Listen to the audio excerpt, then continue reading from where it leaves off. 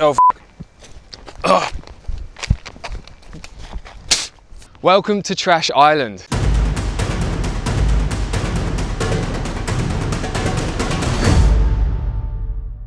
I'm here at Trash Island, which is its nickname because it's literally built on trash. Back in the 1990s, this was just a lagoon, and then it was excavated, filled with garbage, and then built on top of. We're really disconnected with our waste. Once it's away from us, it's gone, but it doesn't go forever. It doesn't disappear. It doesn't magically get recycled. It usually ends up in a place like this. So I'm gonna have a wander around and see what I can find. I think it's gonna be amazing, but not in a good way.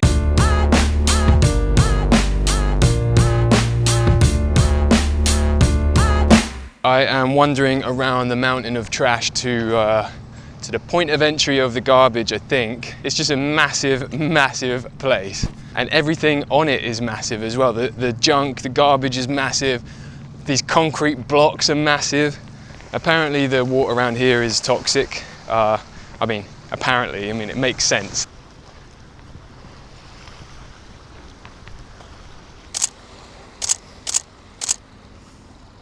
The Maldives archipelago is situated by the equator, so it never gets cold. It never drops below 28. I am sweating like crazy.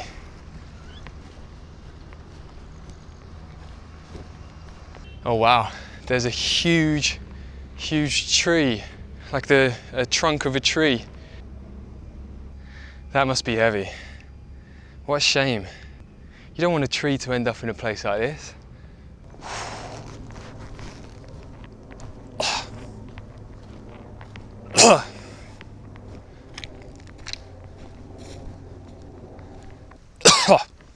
Okay, so they burn the trash or it combusts.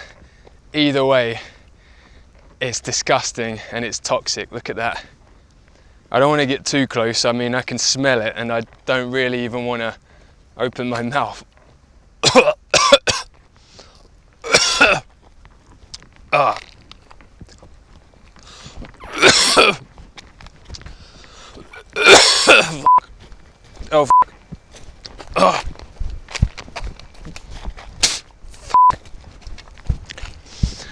Oh. Oh.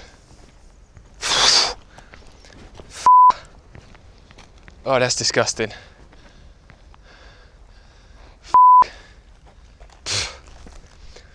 There's so many flies around. What am I doing? This is fucking horrible. Oh my God, you can hear things exploding in there. You know, like you can hear cans, like compressed gas. Fuck.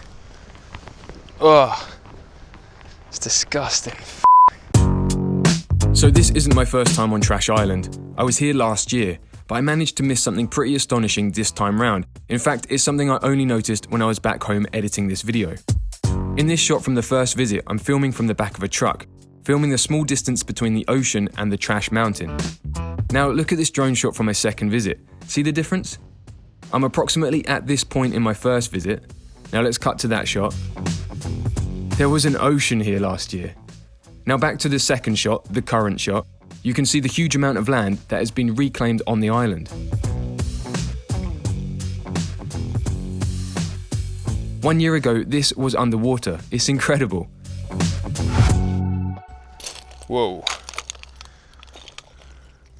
I really don't want to cut myself. Look at this. Well, it looks like someone gave up cricket.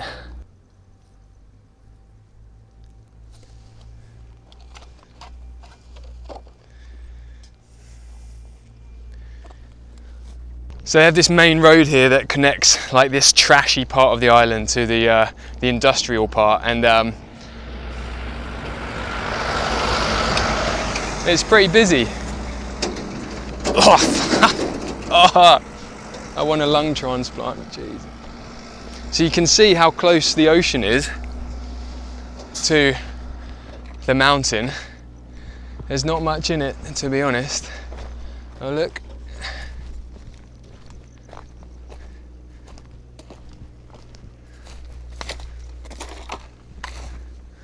Oh, I don't know if you can hear this, but I can literally hear the flies.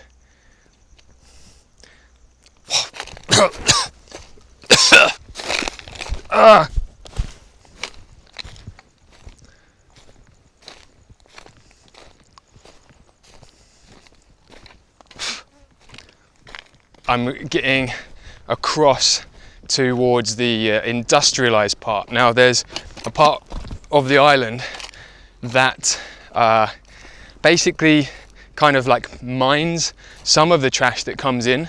I'm pretty sure all this is dead. This is not going anywhere ever, apart from here. But the like other stuff, more industrialized stuff, will get repurposed or recycled or you're broken down for different purposes. So I'm gonna head over to that area. There's a cat over there. Oh fuck.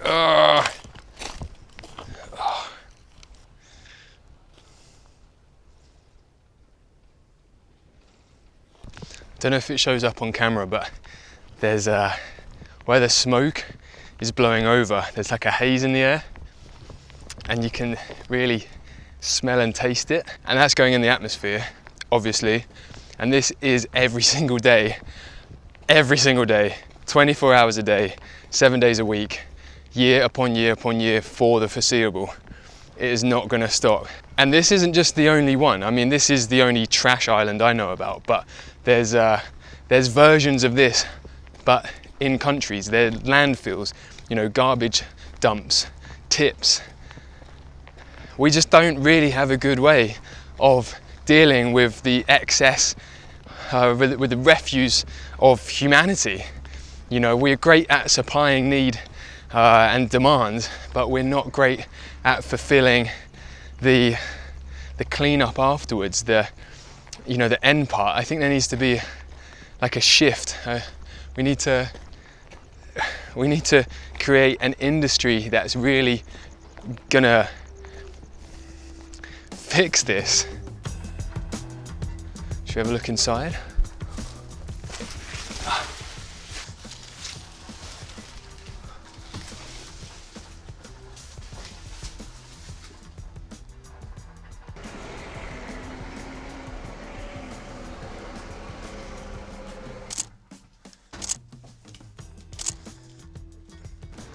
Okay, there's like a mountain of these sacks full of stones, granite stones or something. Okay, on the sack it says pure terephthalic acid. I think I'll avoid that, thank you very much. I do kind of want to climb it though, but I'm not gonna. Okay, now we're at the bit that's gonna trigger everyone, because this is kind of what it's all about at the moment. The plastic bottles.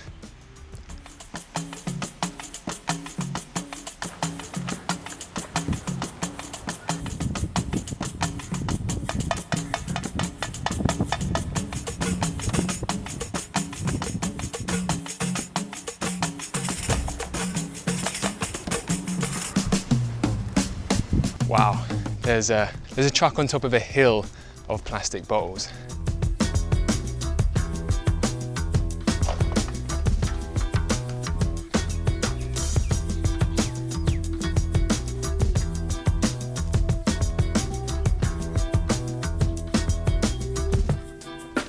Looks like the boat is washed up on a apocalyptic island.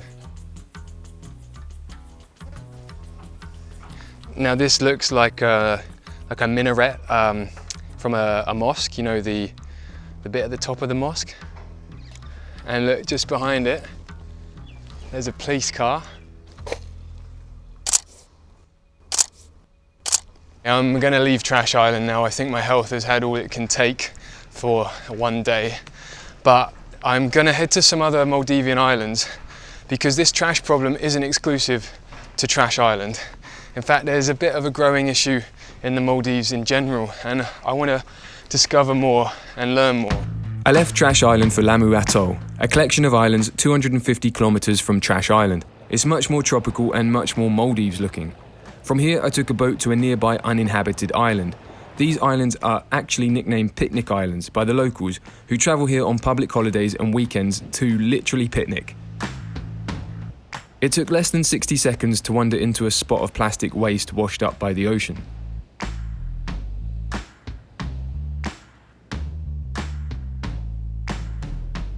I walked into the interior of the island. The plastic and the rubbish around this island came from the ocean, as well as the people who are using this island as a picnic island. This was the first time I realised that the trash wasn't external of the Maldives, that the Maldivians themselves were partly responsible for the trash. But why would they treat their own island like this? I asked Yersin whether they've ever cleaned up the island. We used to clean this island often, even these nearby resorts, they are also cleaning this island, but it's not sustainable because the plastic and everything comes from ocean and it's non-stoppable. It sounded like he was saying, what's the point? If your efforts are ruined with each turn of the tide, then it would be easy to give up. I totally get it. But it's also easy to not add to the problem by taking your trash away with you. I left the picnic island for Vandhoo, part of Tar Atoll.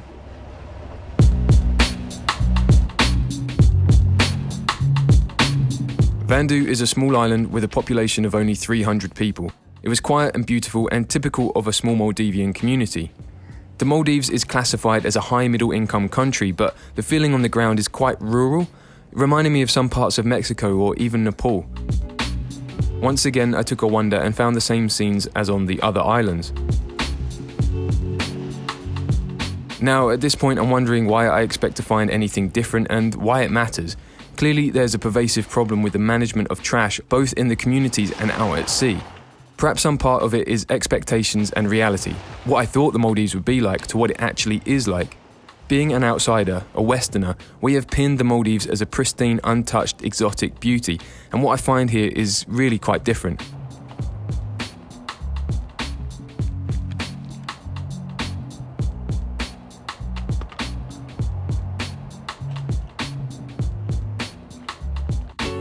It was time to leave Vandhoo and visit Gan, part of Lamu Atoll.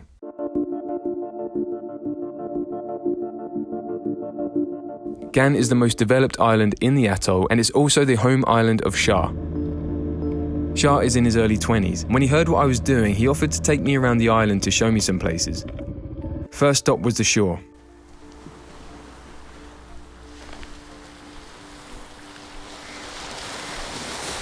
It's really incredible how littered the shoreline is. This is my island, and not to say that there weren't any plastic back in the day, but as I grew older, I noticed that there were more plastic being accumulated on the beach.